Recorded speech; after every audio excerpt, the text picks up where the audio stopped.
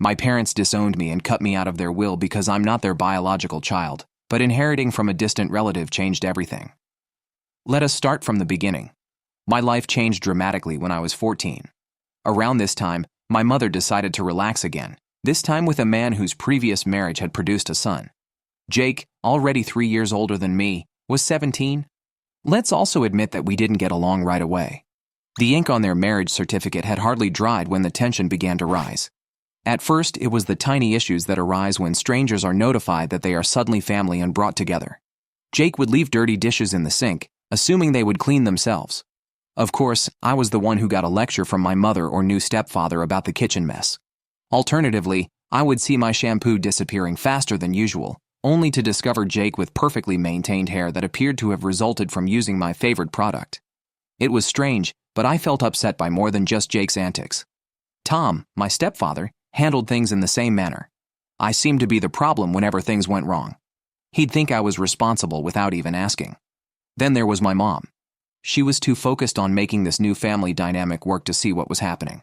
She'd brush it off, cover for Jake, and pretend everything was fine. I could immediately detect the difference in expectations. Mom and Tom announced they were expecting a kid around a year into our difficult living situation. At that time, everything changed. Suddenly, everything revolved around the newborn. The house required renovations, and guess which room was chosen for the nursery? Exactly, mine. I was shoved into a cramped, claustrophobic guest room with barely enough room for my possessions. It felt like a demotion, a clear sign of my role in this new family structure. A few months later, Nathan, my new half-brother, was born and quickly became the center of attention. Jake felt the same shift and grew even more entitled. He dropped out of college and moved back home, bringing with him a whirlwind of late-night parties and questionable pals who came and went at all hours. Tom dismissed my protests about the noise and trash, while my mother simply looked sorrowful, as if to say, "What can we do?" It was infuriating. I started spending more time at friends' places anywhere I could find routine. My escape ended up being school. I stayed as long as I could, joining every organization and taking extra classes. It was more than just adolescent defiance. It was about survival. Home became a place where I always felt as if I was walking on eggshells, waiting for the next explosion. It was suffocating.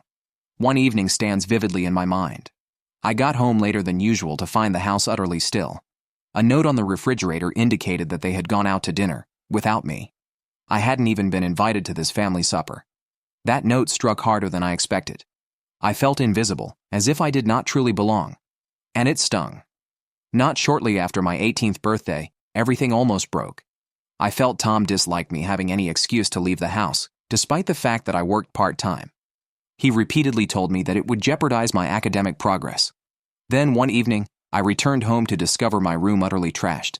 Jake hosted a party while my mom and Tom were gone, and my room suffered as a result. A broken lamp, alcohol stains on my project documentation. It was an outright breach of my privacy. I challenged them at breakfast the next morning. Tom responded coldly and contemptuously, "You should have been more responsible with your belongings." My mother simply sighed and whispered something about families coming together and letting go. I had finished letting things pass. Everything I did during those years seemed to be scrutinized, but not in a way that suggested concern for my well-being. Rather, it appeared like they were waiting for me to make a mistake so they could blame me. Jake, who had turned into a professional couch potato, appeared to get away with it all. Although Nathan, my tiny half-brother, was still a child, the amount of coddling he received revealed who the favorite was. I remember one time when I was working on a large science project that I found really interesting. Even at home, working on it was nearly impossible. I desired silence, so I set up a workstation in the corner of the living room. It felt like I was trying to build something delicate in the heart of Times Square. I eventually had enough. Jake would play loud music, Nathan would run about shouting, and Tom would complain about how my project was taking up too much space or making a mess. After packing, I went to see a buddy, whose parents allowed me to work in their tranquil dining room. For the first time in what felt like forever, I was able to concentrate. That was when I realized how odd my home life had become. My friend said, "You're always welcome here." The invitation was easy, yet it meant everything to me. For me, home was just a place I couldn't wait to leave. Home is supposed to be a secure refuge, yet every hour away from it helped me breathe a little easier. I started working extra shifts at my job. Of course, Tom didn't like it. He frequently mentioned my job as a distraction from school, but I knew why he disliked it. I wasn't around as much for him to critique. As I accumulated more money, the thought of moving out began to form in my head, but I realized it would not be easy. My mother and Tom were unable of dealing with the situation. The more I thought about it, the more it seemed like the only option to regain control of my life.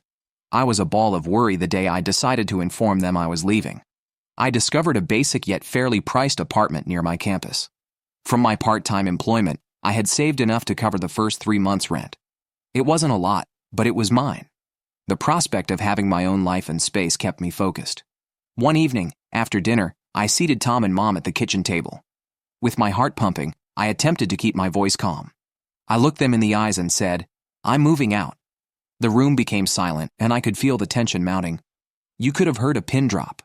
Tom was the first to reply. He smiled, shook his head, and said, as if I had told him the most stupid thing imaginable, "You think you're ready to live on your own, just because of your age?" His voice was filled with amazement and a trace of mockery. At first, my mother said nothing. She simply sat there, staring down at the table, her expression unreadable. "I am ready," I said, attempting to sound more confident than I felt. The disagreement began when I stated that I needed my own room and had enough savings to cover it. Tom went on a rampage, accusing me. I was selfish, unappreciative, and tried to avoid my responsibilities at home. "He looks up to you, you know?" he continued, attempting to guilt me into leaving Nathan behind. As if that were enough to keep me in a hazardous atmosphere. My mother's response was calmer, but no less devastating. She did not dispute with me, like Tom did, nor did she attempt to stop me. She only continued to complain, saying things like, "Families stick together, and you'll regret it if you leave." But I knew better.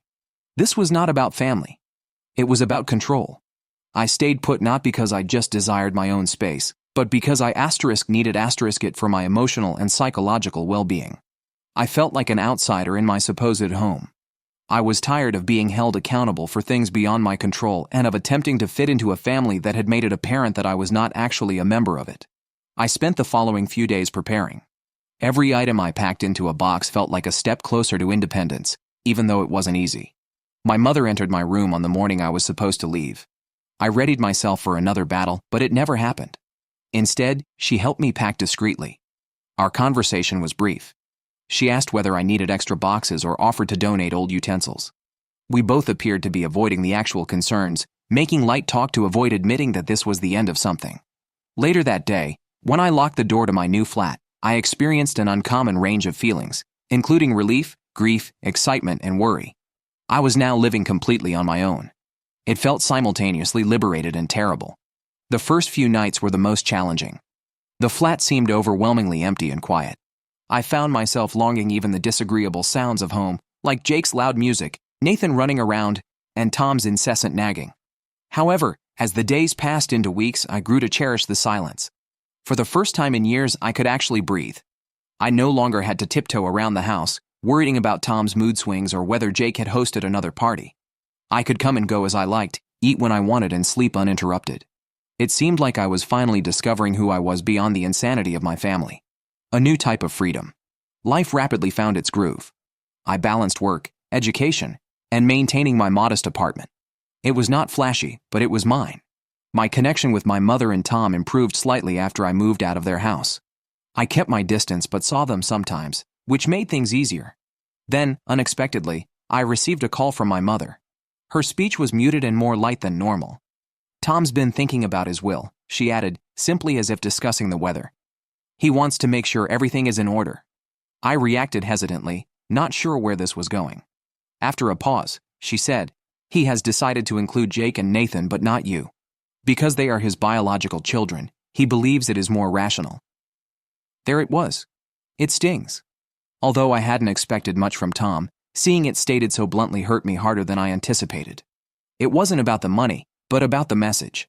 The reminder that, despite all these years, I was still not regarded as a member of the family.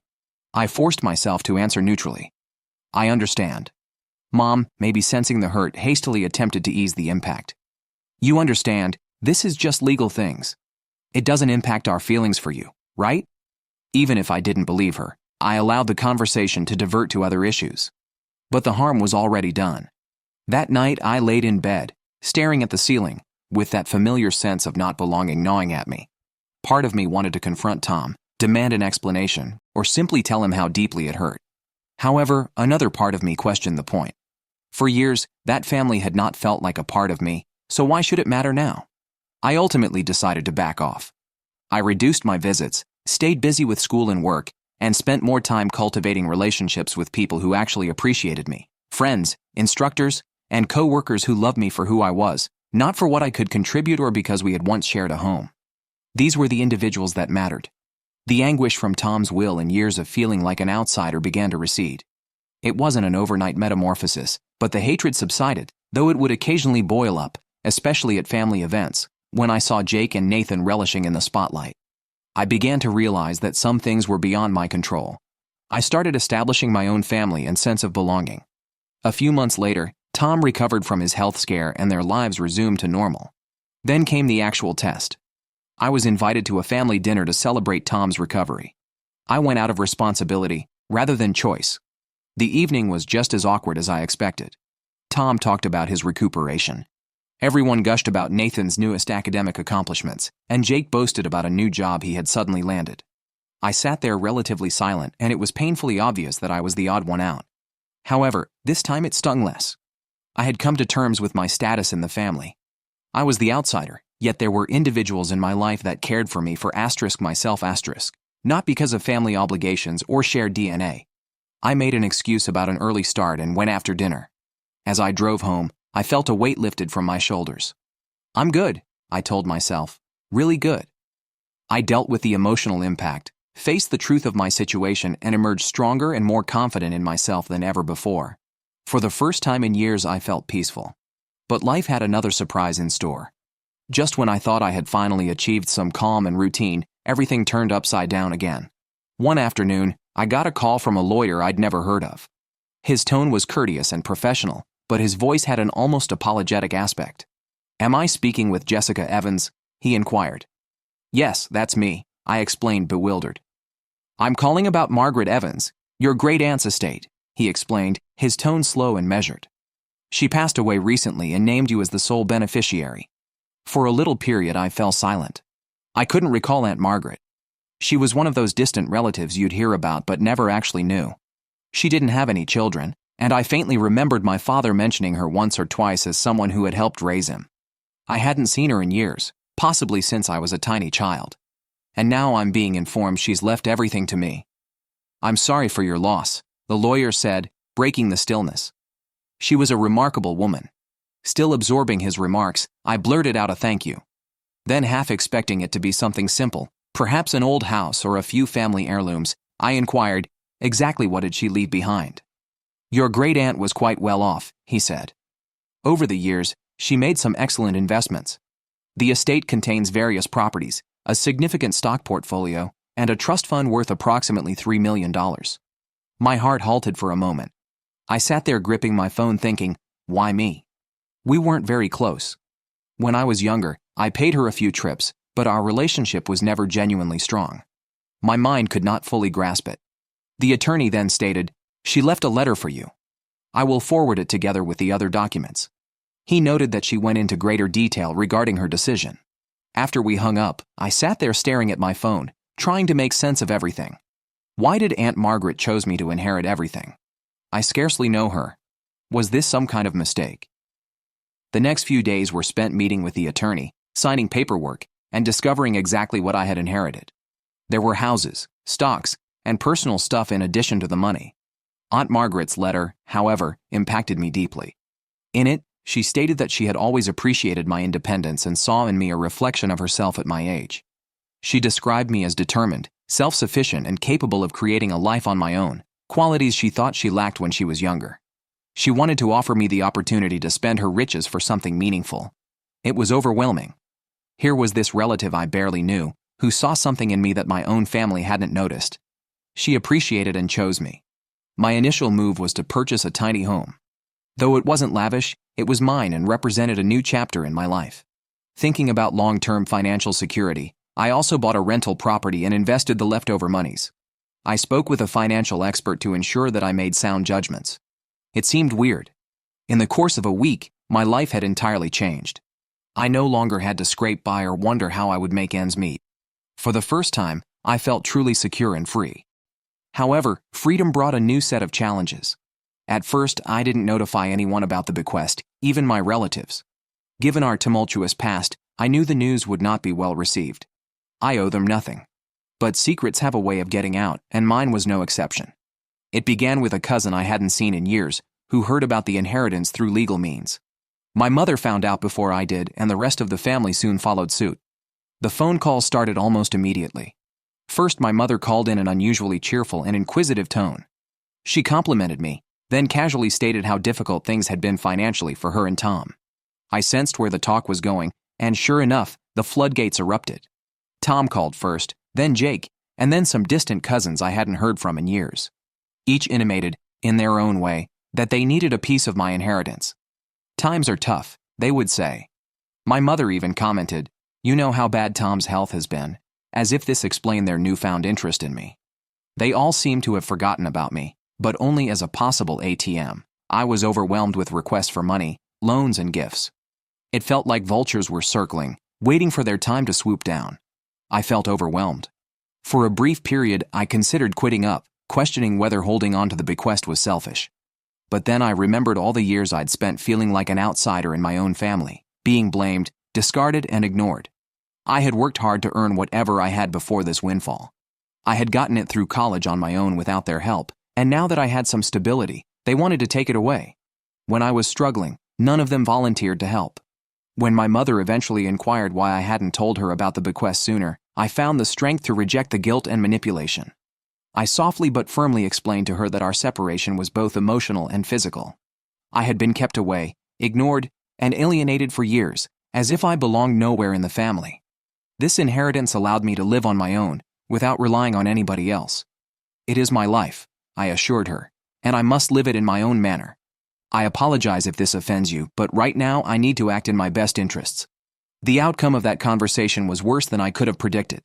Mom accused me of being arrogant and inconsiderate. Tom interjected, chastising me about how families should treat one another. Nonetheless, I stood my ground. Over time, the calls got less frequent, and the demands for money ceased when they understood I would not give in. It was challenging, but extremely necessary. I had realized a sad reality about family. Sometimes the people you trust the most are the ones who bring you down. Knowing that I had protected myself brought me calm. Finally, I decided not to let them dictate my life. This inheritance was about taking control of my own destiny and, more importantly, gaining the ability to live my life on my own terms. My communication with them became strained, but I'd become accustomed to it. Their approval was no longer required, and I was not bound to offer them anything. I had friends, mentors, and people who actually cared about me, not because of familial obligations, but because of who I was. The big surprise came from an unexpected source. My younger half-brother, Nathan. I unexpectedly received a clumsy handwritten note from him. "I'm sorry for asking for money. I miss you," he wrote in his untidy handwriting. Though little, this step meant a lot to me. Nathan, barely 14, was reaching out in his own way. After that, we started texting. Little conversations about his school and interests, nothing too serious, but it was something. It was the start of a modest bridge between us, even though I wasn't optimistic about reconciling with the rest of the family. I was creating a life for myself, free of need on anyone else. For the first time in years, I felt completely free. However, the impression of tranquility was fleeting. Just as I thought things had settled down, my mother contacted me again a few weeks after Nathan's letter. This time, she wished to talk things over. I could tell this wasn't going to be a chat about reconnecting or finding common ground, so I agreed to see her in public in the hopes of keeping things nice. We met at a nearby cafe, and the vibe was unsettling from the start. She rarely inquired about my life or how I was doing. Instead, she got right into how difficult things had been financially since Tom's health crisis and how Nathan's private school fees were stacking up. I sat there, listening, feeling like an outsider in her list of troubles. It quickly became evident why she had requested to meet. She also added that they were thinking of upgrading the house and that she really needed a vacation to relieve her stress. It was clear she was not there to heal our relationship. She was there for a single reason. Finally, I could not stand it any longer. I cut through the tension, saying, "Mom, just get to the point." She looked me in the eye and said, without hesitation, "I expect you to write me a check for $1 million. I nearly choked on my coffee. "Excuse me?" I asked incredulously. She did not waver. It is only fair. Technically, since it came from your father's side of the family, all of that money should have been mine. I was shocked. Her entitlement and audacity were astonishing. She sat there, casually demanding $1 million as if it was her birthright. I said bluntly, trying to keep my voice steady, "I'm not giving you $1 million." Her tone moved from entitled to plain angry, and her expression became severe. "You have always been unappreciative of everything we've done for you," she told us.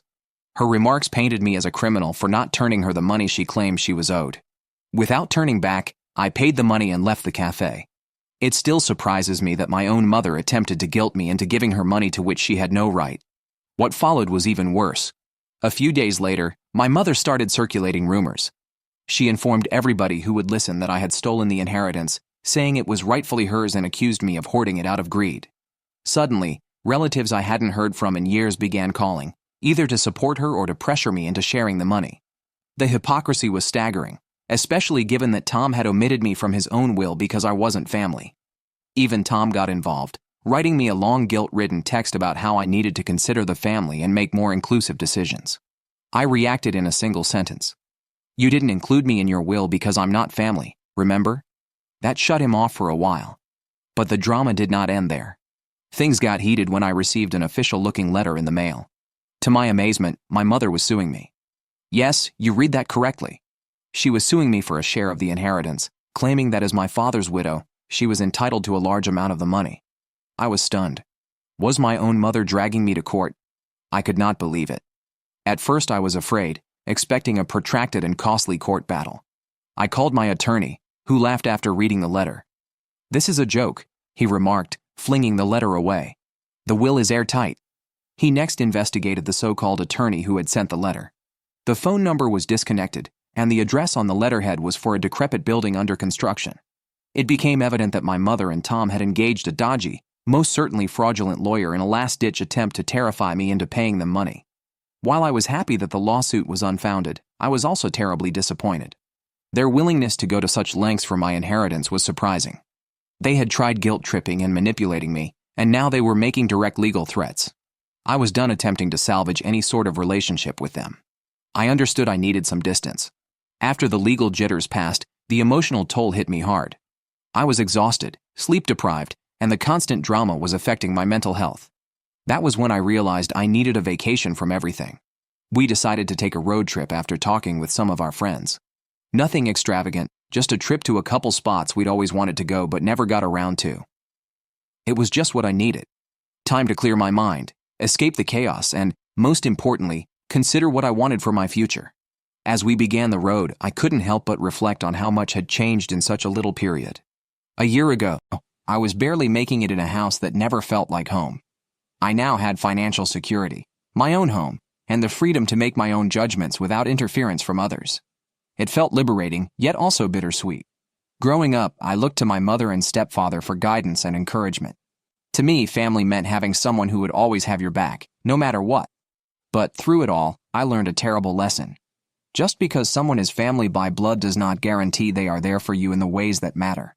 Throughout the trip, I reflected a lot and realized that I didn't need their money, validation, or acceptance. I had everything I needed, and the relationships I actually valued were those I had formed with people who loved me for who I was, not what I could offer them. In little ways, my friends, colleagues, and even Nathan expressed more genuine care for me than my mother or Tom ever did. Following the trip, I decided to write letters to each family member who had attempted to influence me. I did it for me and not for others. It was my way of achieving closure, expressing what I couldn't say in the heat of the moment. In those letters, I detailed how their actions had harmed me and how, despite my desire to be a member of the family, I was constantly pushed aside. I wished them well and hoped they would move on, just as I had. The only reaction I received came from Nathan.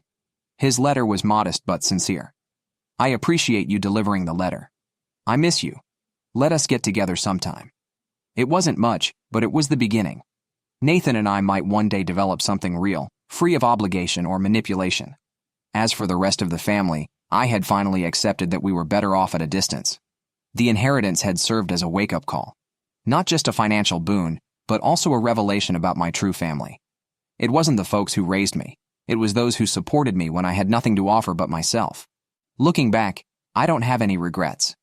I stayed firm, safeguarded my future, and found peace by letting go of the poisonous connections that had been holding me back. Life has a peculiar way of teaching us what is actually essential, and I'm glad for that, no matter how harsh the lessons were.